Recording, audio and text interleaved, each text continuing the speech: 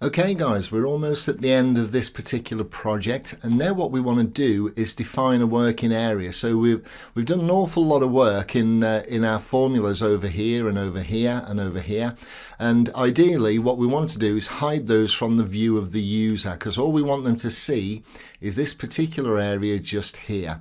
So all we're going to do is we're going to select column G, hold down Shift, Control and right arrow, go all the way across, right click and choose hide, and there you go, they're successfully hidden away. And then we're going to scroll down to the bottom. We'll probably leave a blank line.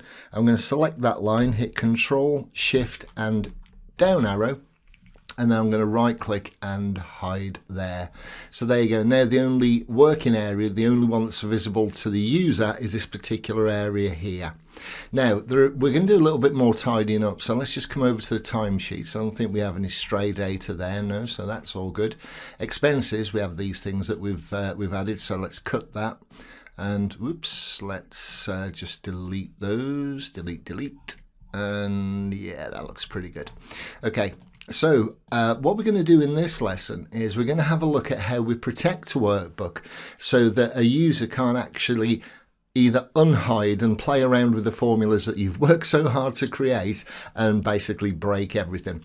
So the first thing that we need to do is select the value of a particular cell and say whether it is editable or not editable. So what we're going to do is we're going to right click on our first data entry cell, and we're going to choose Format Cells. And what we're going to do here, now we have a number of options in the Format Cells, and the one we're interested in is the last one that says Protection. And what we're going to do is just untick the Locked option there and click OK. Then we're just going to move to, whoops, these. Let me just scroll down. I'm just going to select all of these areas that we want them to be able to edit. And I'm just holding down the Control button so I can select non-contiguous sets of data. And again, I'm just going to right click, choose Format Cells, come to the Protection tab and click the Locked so it's unchecked. Okay. And now what we want to do is go to the Review tab just up here, left click, and you can see we have a variety of options in changes just here. So we can protect sheet or protect workbook or share workbook. What we're going to do, because we only want to protect the sheet here at the moment, is we're just going to click Protect Sheet, and we can see that we get this box pop up here. Now, if you want to password protect it, go ahead, but seriously, I would recommend writing down the password, because it's really difficult to recover this if you manage to forget it. So what we want to do is protect worksheet and contents of locked cells, which is everything that we didn't just change the Format tab to say unlocked. So what the users will be allowed to use in this workbook, they will be allowed currently to select locked cells. We don't want them to be able to do that.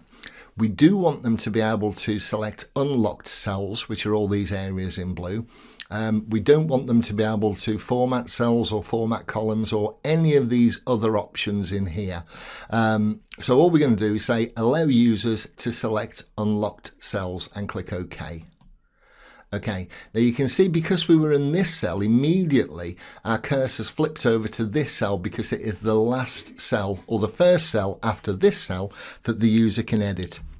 So if I hit the tab key, you can see that now we've moved over to here. And when I hit the tab key again, what it's going to do is look for the entire rest of this line and see if there's another cell that we can edit. And there isn't, because this is the next locked cell. So if we can tab, and it will happily only allow the user to select the cells that we've said that they can select. Okay, so now they can click this, they can click this, they can click anywhere in the blue area, and they can choose their things and change their answers, but they're not going to be able to select any of these cells or unhide any of these and play with the formulas and break it.